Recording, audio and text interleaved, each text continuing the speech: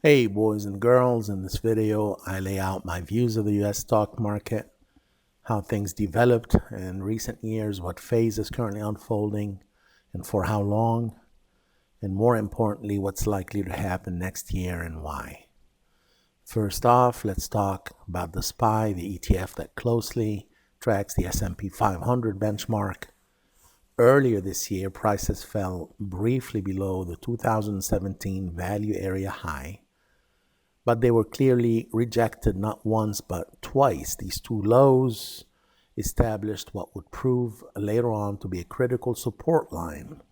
The S&P, just like most indices, managed to print a new all-time high over the summer.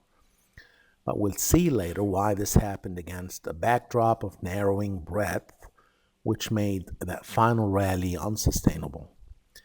This in turn led to an intense sell-off in October that once again retested and tried to take out that yellow support line, not to mention the second go at it on Black Friday. And then came the short squeeze a few days ago on the back of those fantastic Black Friday and Cyber Monday numbers. I strongly believe the October-November lows will hold for the rest of the year, mainly due to seasonality, and this would of course give the S&P the needed time to trace out the rest of the right shoulder and set the stage for a 500 point drop in 2019, targeting the lows of the 2017 auction. Okay, short term, how much of a bounce could we get? Well, the yearly developing VPOC, or volume point of control, is near 273, which if taken out after a brief consolidation period, would set the focus on the monthly value area high, or VAH, near 275, right where the death cross would be expected to occur in the coming few days. Taking out 275 with conviction would be big because it would automatically bring that ironclad 281 level into the picture again. The right shoulder, by the way, doesn't have to rise to the level of the left shoulder, which is near 285, 286, which is a perfect 78.6% retracement of the October down leg. In fact, a head and shoulders formation whose right shoulder is lower than its left shoulder and has an upsloping neckline is the most potent variation. Now, here's my wave interpretation of the monthly chart, which, by the way, I had to revise in late 2017 to acknowledge the breathtaking 7-year-long third wave, which achieved a size of roughly 261.8% the size of wave 1.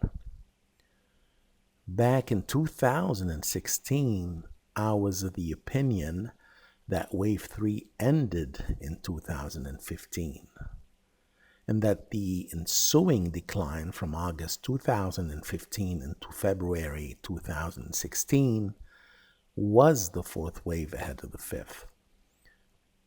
But this updated interpretation, that's based on the harmonic Elliott model, not the classic model, makes much more sense to me in light of the trend and momentum nature of the 2016-2018 rally. The question now, of course, obviously, is what's with this wave 4, this current correction? How much downside are we to expect?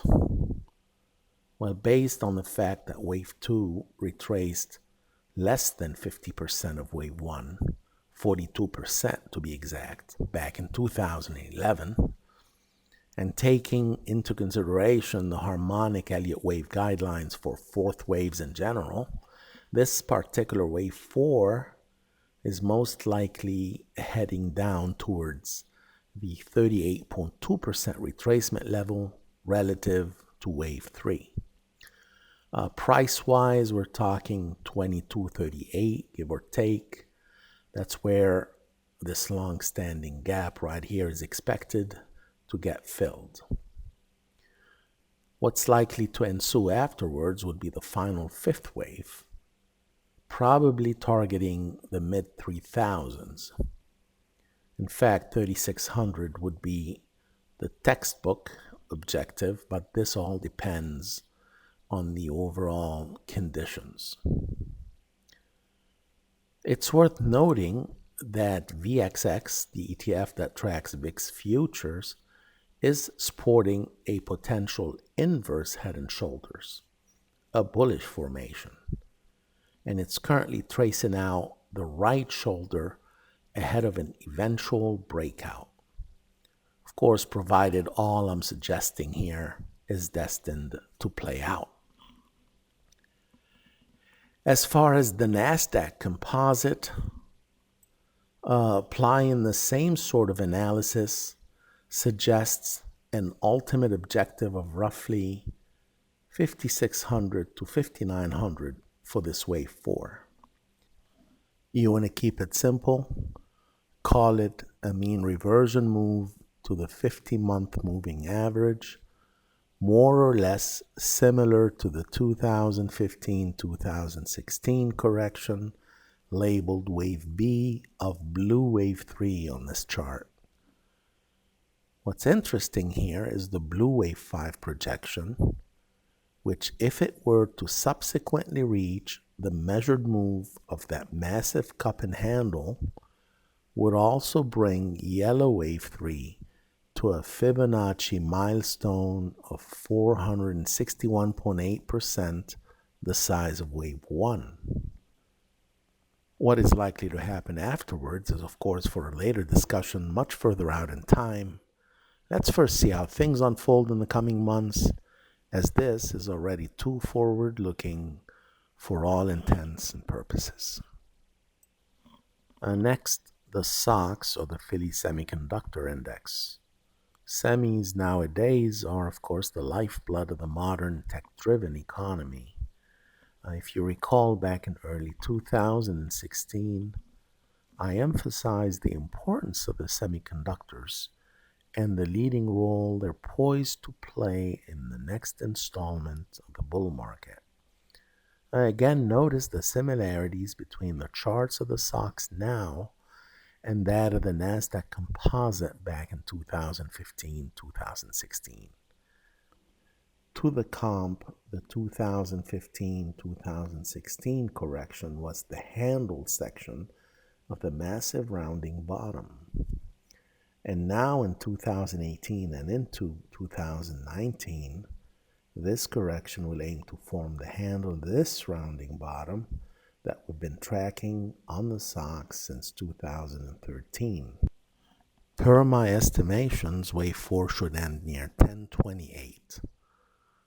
Also worth noting is the fact that SOX printed its high in early 2018, just like it did in early 2011 ahead of that summer swoon. So the SOX has been a reliable forward-looking or leading indicator insofar timing those critical juncture or turning points in the stock market. A favorite chart of mine is this one, which you'll hardly ever see anyone else use to gauge risk appetite and market conditions in general. It's the ratio of SOX to the S&P 500. If risk appetite is healthy, the SOX will generally outperform the relatively safer and more established constituents of the S&P 500. Note what happened in early 2011 when the ratio topped in the first quarter upon reaching the 2007 high. It began to pull back despite the new recovery highs in the most popular indices like the S&P and the Dow, and what have you, later on in May, June of that year, and well ahead of the summer swoon. And then the same exact thing happened in 2015 when this ratio attempted once again to take out this ironclad level, only to fail and precipitate yet another correction. But then finally in 2016, something quite remarkable happened. This price ratio took out the double top, setting the stage for yet another breathtaking rally led by the stocks, which more than doubled in just 2 short years. As for the transports, the index registered a top last summer. And based on the same general wave structure, wave 4 is eyeing the prior breakout level, a 33% retracement relative to wave 3.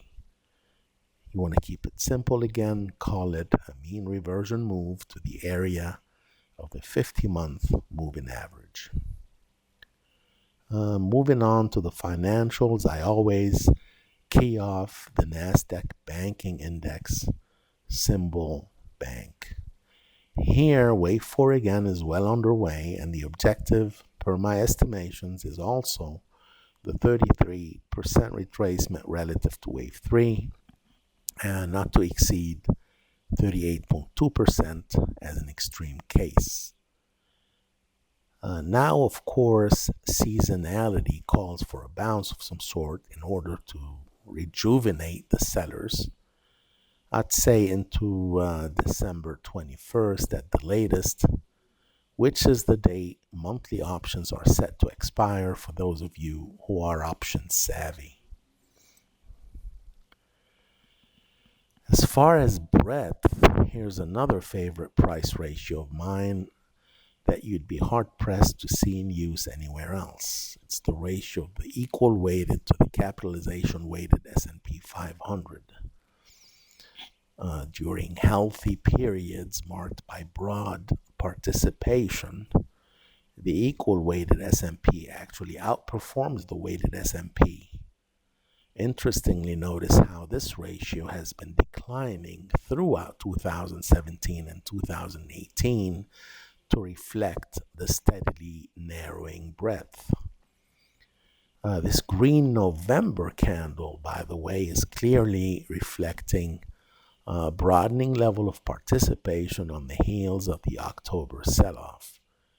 Whether this is aiming to just test the underside of the neckline before the market resumes lower remains to be seen. Another breadth measure is the number of stocks making new 52-week highs.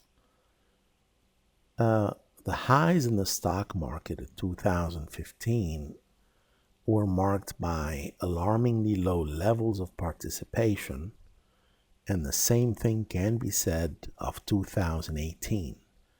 Breadth was waning as the indices were busy forging ahead towards new yet unsustainable highs.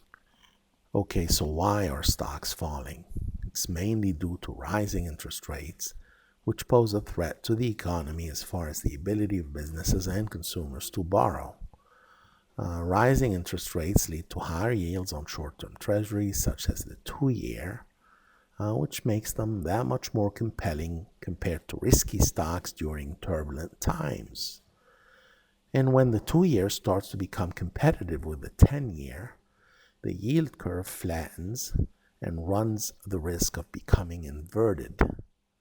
Yield curve inversion has been a near-perfect predictor of looming recessions during the past several decades. Sometimes there is a response lag on the part of stocks, sometimes not. Talking about a response lag, take a look at how corporate bonds have behaved since they topped in mid-2014. They reversed trend well ahead of the 2015-2016 correction, and then they proceeded to rally right along with the stock market, once again topping at a lower high relative to 2014 in mid-2017, at least a year ahead of stocks. In a nutshell, this is mainly what's spooking economists and investors alike. Finally, this analysis wouldn't be complete without mentioning Apple. Here's the chart from earlier this year calling for a reversal to begin from somewhere inside the 219, 233 range, roughly speaking. The ultimate objective of this correction, once this current bounce runs out of steam, would have to be right around 156, give or take. That's the support level marked by the 2017 VPOC, or volume point of control, and the 2018 VAL, or value area low. Anyways, that's all I got. I hope this helps to keep you on the right side of the market during these turbulent times. Please feel free to follow me on Twitter and StockTwits, and also feel free to drop me an email should you need further information. Have a great rest of the year.